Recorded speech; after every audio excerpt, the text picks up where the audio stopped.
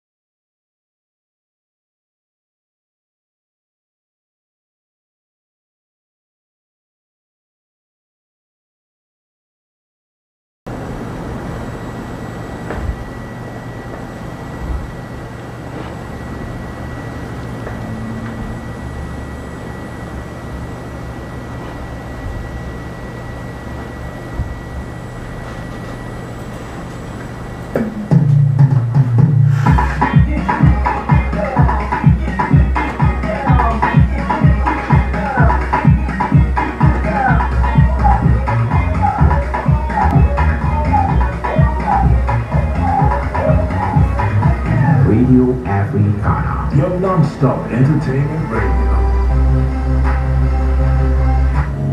Can we give each other hope? Can we give each other hope? Can we give each other hope? Can we give each other hope? Give others hope. That's what I need. That's what I need.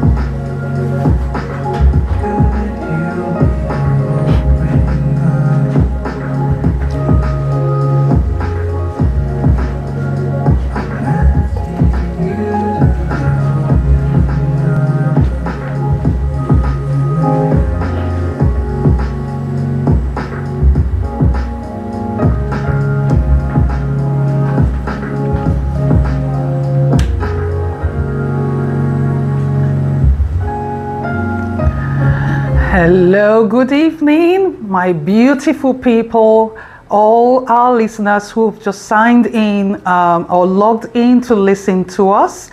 I hope you're having a great evening today. It's a lovely evening, not too cold, not too hot.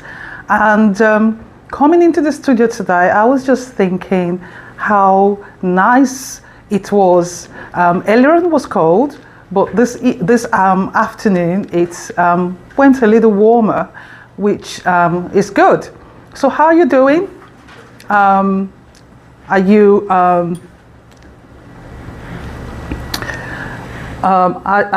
doing great? And how exactly are you spending your day? Are you spending your day with family, or you're spending it alone? It's Sunday. Usually we spend our time with our families. So it's good to be back. It's good to be back today to talk about a topic that's really close to my heart. And I want to also welcome you to Second Chances. That's this program. Your weekly dose of truth, tenderness, and talk that matters right here on Radio Africana. I'm your host, Hilaria Asumu, and as always, I'm truly glad you are here. So you just listened to Hope Bringer, the beautiful song by Jean-Paul Asumu, a charity song encouraging people to be their brother's keepers, setting the tone for tonight's episode of Second Chances. If you love it, go download that song and help us get it climbing up the charts. It's on all streaming platforms now. So go and download, stream, and listen. And check the comments on our social media platforms for the link to go download it. Now, before we dive in, I want to start with an important event that happened this weekend. That's today. It's about something that happened this morning on BBC Breakfast. So if you tuned in around 8:15 this morning, you may have seen a special feature on organ donation in the UK. The story looked at the growing number of families choosing not to support their loved ones' decisions, who chose to not support their loved ones' decision to donate, even when they were registered. So the event actually included powerful voices from recipients. One of them was calling for a legal change so families can't easily override donation decisions, and another simply calling for earlier education and better conversations, which is what I am doing tonight, to bring you all the information you need to know to make that decision to become a living or a deceased donor, to sign up to the organ donor register to be a donor, to help people like me on the transplant list waiting for that call. Now, the first voice asking for a legal change so families can easily override donation decisions, cannot easily override donation decisions. That's a question or discussion for another day. I think that is a whole topic on its own. So following the piece, Anthony Clarkson from NHS Blood and Transplant joined the sofa to speak on just how vital family discussions are and why it's so important to have those talks before it's too late. And that brings us perfectly to today's topic, because we're not just talking about donation after death, we're talking about the living donation, the ones who choose to give while they're still alive, while they're still here, thinking about other people and how they can improve or save their lives. So today's episode is called Living While Giving, and it's a deep gentle look at what it means to give life while still living yours. So it's one of the most, living while giving is one of the most powerful things a person can do. Donate a kidney while still alive, quietly, bravely, and out of love. We'll be unpacking love, silence, culture, and what it might take to make this kind of giving more possible in our communities. We know what it takes to have those conversations. So we're going to explore what that means and why it's so rare in our communities and how it might just be one of those loving decisions a person could ever make. So living donation is one of the most misunderstood gifts in our community. It's not about heroism or headlines. It's not even about medicine, really. It's about love, real love. Imagine being on dialysis, hooked up to a machine several days a week, exhausted, restricted, frustrated. Then one day, someone you love says, "I've been tested, I'm a match. I want to give you my kidney." Imagine how profound that is, how it impacts, that person at that point in time. It's not a small decision, it is massive, but it's also life-changing, not just for the person who receives, but for the one who gives. Yet, in our African and Caribbean communities, this kind of donation is rare. Why? Is it fear, tradition, misinformation? Today, we're going to gently unpack that. So let's ease into this topic with a song about love, devotion, and giving of yourself. This one is from Timi Dakolo, and it's called Iyawomi.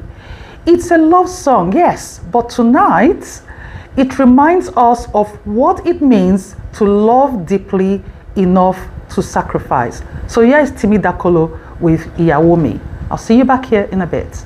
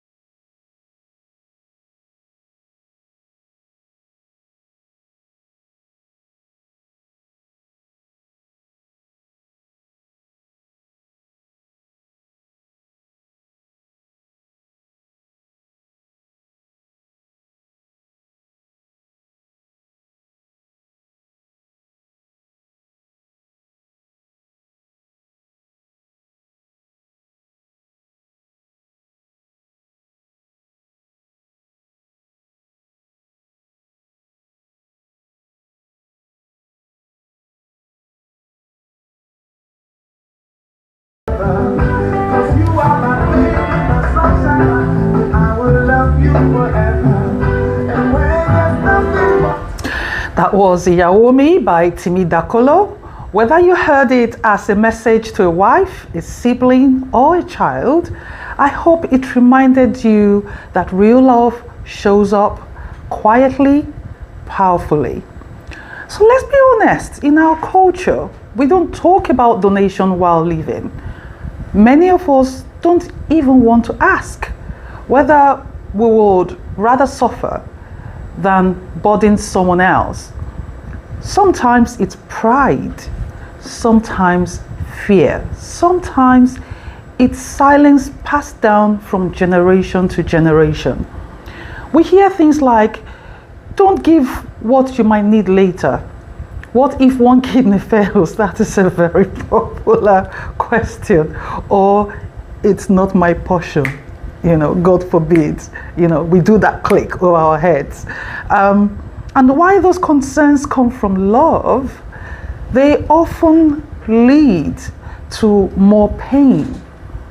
Not just for the person who needs that organ, but also for that person who has refused to give. And because the person on dialysis keeps waiting and weakening, it's a whole lot of pain on a different level. Now imagine you have siblings who can really donate to you. Siblings who can be that person that gives you a second chance. And when you ask them, they say, no, I'm not going to give. That has caused rifts, between family members, between siblings, brothers, sisters, cousins. Because people are thinking, why should I give you? What's in it for me? And everybody, has that in their heads. What's in it for me? So that is why I respect those people who don't even think about it and they step forward. We don't have a lot from our community, but in the white community, you have a lot of people stepping forward and saying, I want to donate. And I think one of my sessions, I did talk about, living donation around the world. And we saw how, we heard how, women are more likely to donate and men not so much. But at the end of the day, it is one good act that you can do in your lifetime to help somebody else. And, I was talking to somebody in one of my campaigns, and they said, will it hurt? I was like, well, yeah, it will hurt. It is a major operation. And obviously, the doctors will want you to be in pain. That's torture. They would give you painkillers, strong painkillers to help you get over the pain, but not long term, because obviously we all know that those strong painkillers are addictive. So you need to be careful. And usually the person who is donating recovers quickly. It is the recipient that has to make sure that, they have to check and make sure that their body isn't rejecting the kidney. But the truth, most people can live a full, healthy life with one kidney.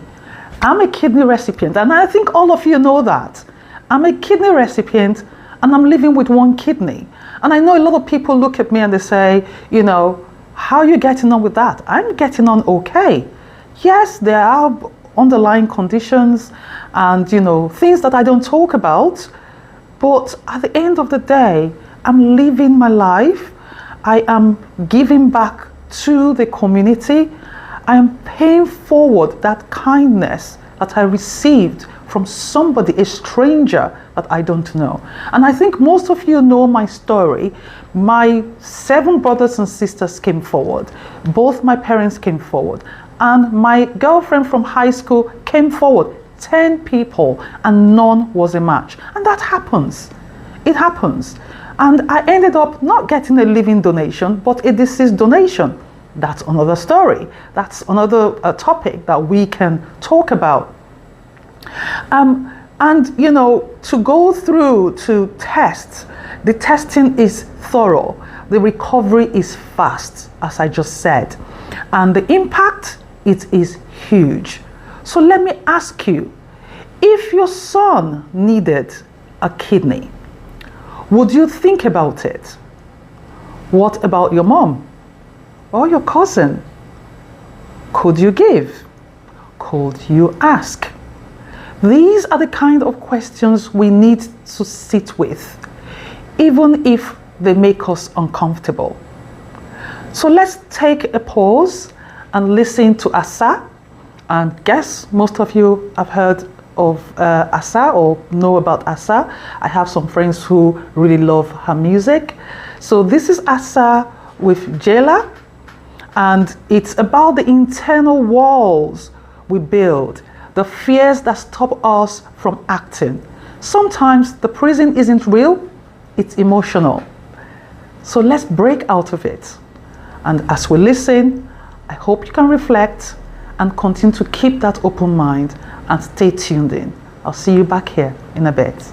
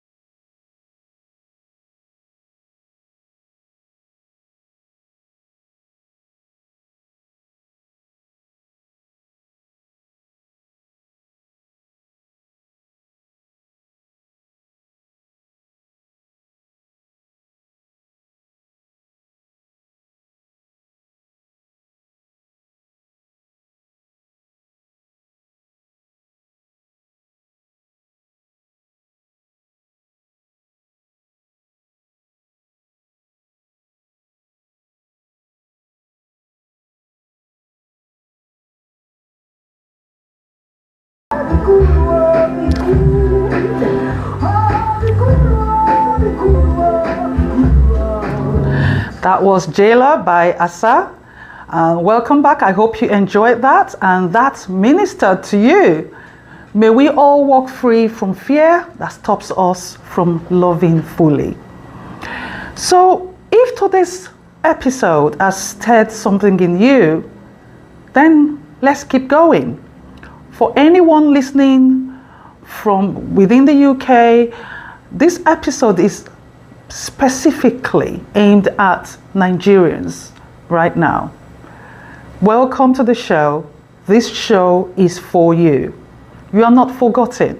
There are a lot of us who have kidney disease and we're waiting, we're on dialysis all around the UK, back home in Nigeria.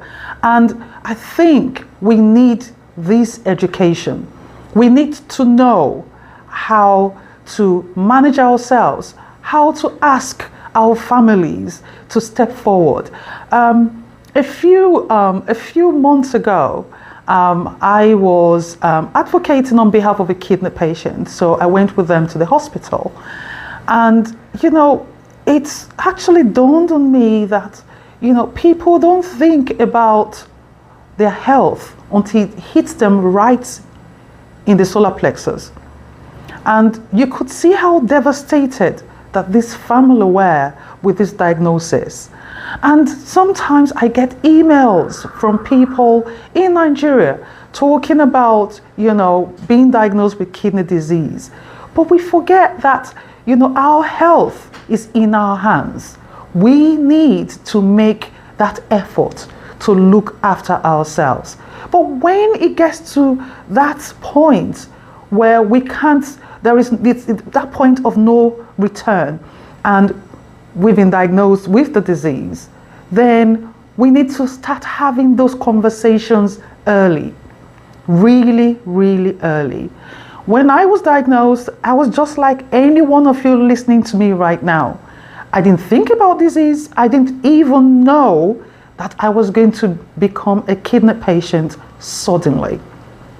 And as you all know, you can come into becoming a kidney patient in different ways. I came through pregnancy, through a miscarriage. Some people, it's hereditary. For others, the kidney takes that abuse for a very long time. It deteriorates over time. Some people, it's old age. But then you have to be able to do things, take action to ensure that you maintain your health for longer so that you don't go on dialysis. Or if you're diagnosed, you can start early having that conversation with your family and talking to them and keeping them up to date with what's happening with you, because then you help them to slowly deal with the issue that you're facing. You help them to slowly come to terms that their child is going to be needing an organ soon, and then start reaching out to family members who can come forward to test to see if they can donate, because the most successful way of a transplant or transplantation is living donation, because it's coming from a living person. But deceased donation also works, but it has a lifespan, and I think it is between 15 and 25 years. So you have to take that into consideration. I have seen patients, I've spoken to patients who have been diagnosed, and I say, are you going to speak to your family to see if anybody can donate? And they go, no, I don't want to tell them. Why? Because if they love you, they would want you to be here. When my family found out, everybody was falling over themselves to see if they could be a donor. But every family is different. I understand that. Every family is different. But you can approach it in a sensitive way. You can reach out to your pastor, you can reach out to your imam, you can reach out to the various religious institutions that you belong to, and speak to your faith leaders and ask them to speak to your family, to come with you when you're speaking to your family, to explain to them what's happening. And I know that a lot of people have faith. I had a patient who was diagnosed, was on dialysis, but they said, I believe in God. I believe that God will heal me. And I understand that quite all right, that, you know, you have that faith. But this is science. This is your health. It's deteriorating. You are on dialysis. Where do you go from there? I don't have an issue with faith. Yes, have that faith, but also remember that you have to meet God halfway. When you pray, you go and get that treatment. Whilst you're waiting for God to work His miracle, keep yourself alive. It reminds me of it was a joke. You know, someone told me a joke, or was it parable? I can't remember. It was a long time ago. And they said there was this man who every day goes to God and he goes to pray on his knees every day, praying really hard, saying, God, help me. Help me to win the lottery. Every day. You know, for a very long time, years and years. And God got tired one day. And he spoke to him and he said, my son, I have heard your prayer. You want to win the lottery. Please, buy a ticket so that I can help you realize that dream. This is it. This is what I'm talking about. When you have faith, you have to follow it with action. In this case, you are a kidney patient. You need to follow it up with action. Pray to God and go for your dialysis. You never know what would happen. I lost my faith. I did lose my faith. But when I got that call, my faith came back because I'd given up hope He was going to listen. But He did. And He answered me in a way that changed my life forever. So you can do that. I don't have a problem with faith at all. When you want to do anything, follow it with prayer. Do it, but follow it with prayer, because that is what faith is about. You can't have faith and do nothing. And for those families who are resistant to supporting their loved ones, who have that fear, fear has no place in your heart or in your family when it comes to a loved one. You have to keep an open mind and ask yourself, if I were in their shoes, would I want them to save me? If they die, what would I do? How would their family, survive? Would the responsibility fall on you? So you have to keep asking yourself those questions. And in my gratitude to my donor family, and after I got my transplant, I started working with the different national kidney organizations. And, I actually traveled to Nigeria and I went on TV. A friend of mine, Ife Onyegbule, the Director General of Imo Broadcasting Service, I'm ever grateful to her as well, because she took it on herself to take me around to radio stations, to TV stations, to talk to people in Nigeria about kidney disease, organ donation, and share my story. And I did. And the number of people who called me, the number of people who emailed, desperate, thinking that I could help. What they didn't understand was that it doesn't work that way.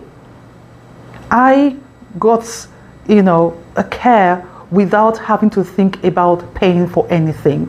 That is what the NHS does for us. I know that there are issues. People are going to be screaming and saying things about the NHS. But for me, I only have good things to say, because without those NHS doctors and nurses, I won't be here talking to you tonight.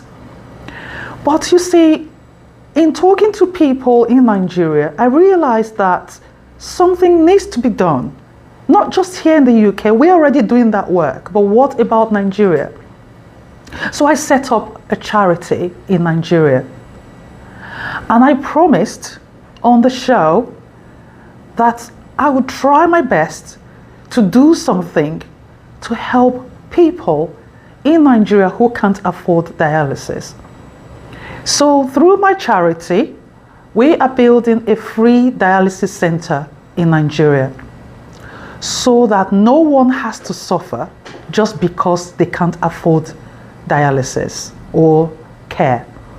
But while that is being built, Second Chances is our way of reaching out, holding space, and starting the conversation. So if you are in Lagos, Abuja, Port Harcourt, or anywhere across Nigeria, and kidney issues have touched your life or family, please keep tuning in. We are live every Sunday at 5 p.m. on Radio Africana. You can also catch the replays on Facebook at WSHBME Kidneys, is streaming right now, and YouTube. Again, same handle at WSHBME Kidneys. You just search for WSHBME Kidney Network and it will come up on Google. Our charity in Nigeria is called WSH Kidney Foundation, or Warriors, Survivors and Heroes Kidney Foundation. But back here in the UK, if you're wondering what you can do, start small. Talk to your family, ask questions, get tested, learn, support someone going through it. And if you need community, join our Facebook group, the Black Kidney Network, where conversations go on. And there are loads of resources on there on how you can support this campaign of getting people to start talking about organ donation, both living and deceased.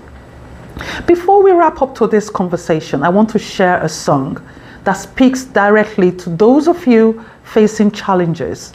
Whether you're dealing with health issues, supporting a loved one, or simply navigating life's ups and downs, this track is a reminder of the strength within you.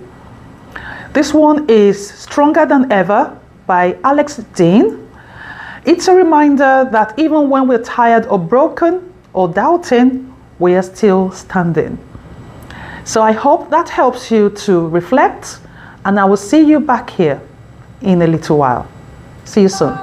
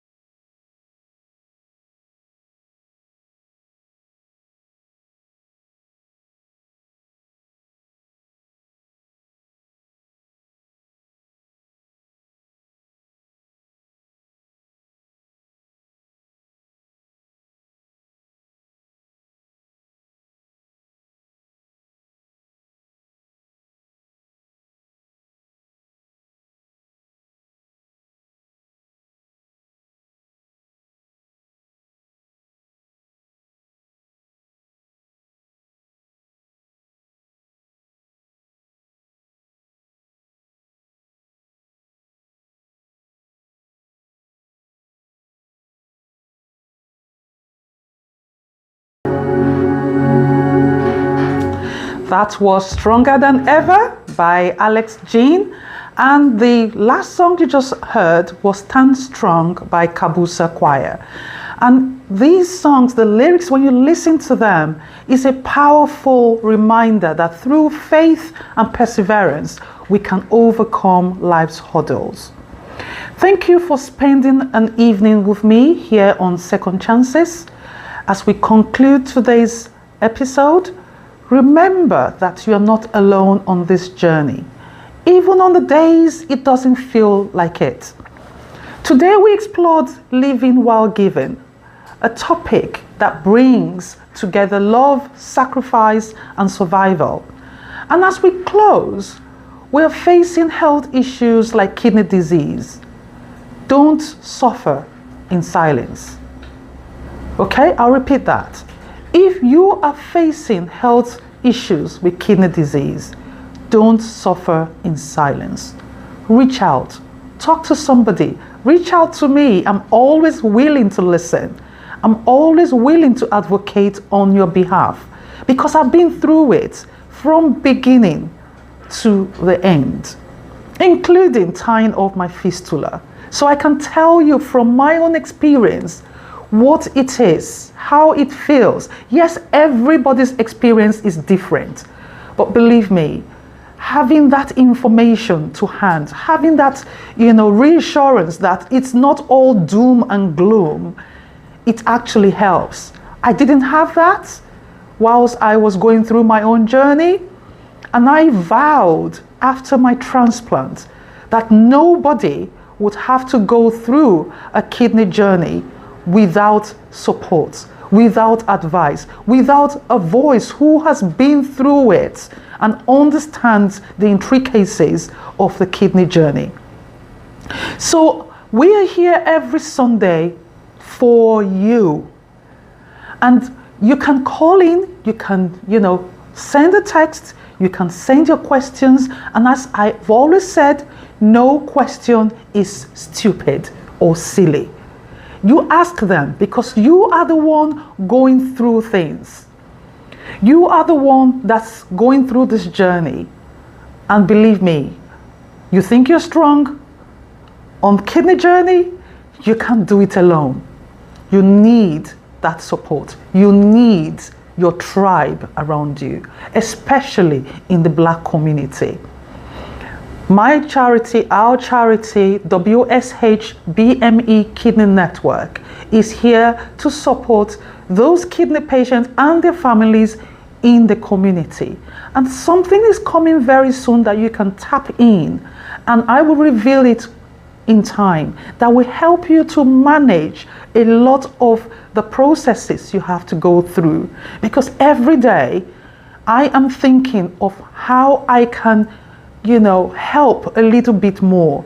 Help you, not hold your hand, but show you how you can advocate for yourself, how you can do that as well. To everyone listening from Nigeria, from Salford, from Worsley, from London to Lagos, thank you.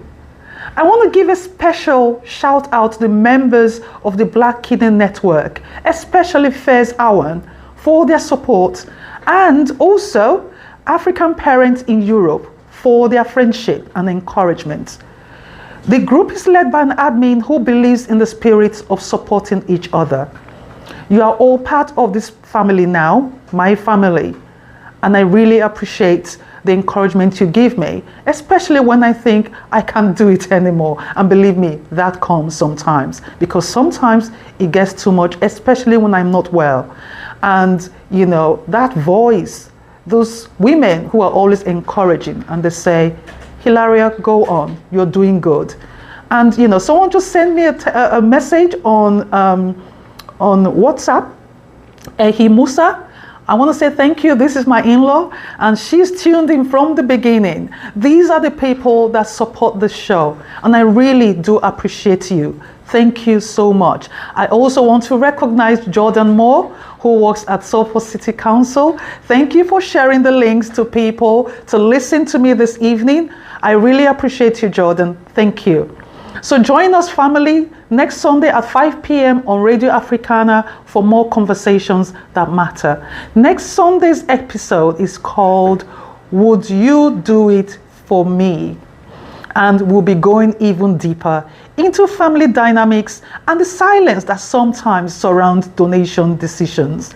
To end tonight, Yes, Stand Strong by Davido, featuring the Sunday Service Choir. I just found this song yesterday and I was listening to it all throughout because it was ministering to me, and I said, I want to share it with all of you, my listeners, this evening. It's a reminder that no matter what you're facing, you are not alone. So stay strong. Until then, stay hopeful, stay kind, and remember, second chances are more than possible. They are powerful. Good night. Yes, Davido. I'll see you soon. Papa, go, keep going.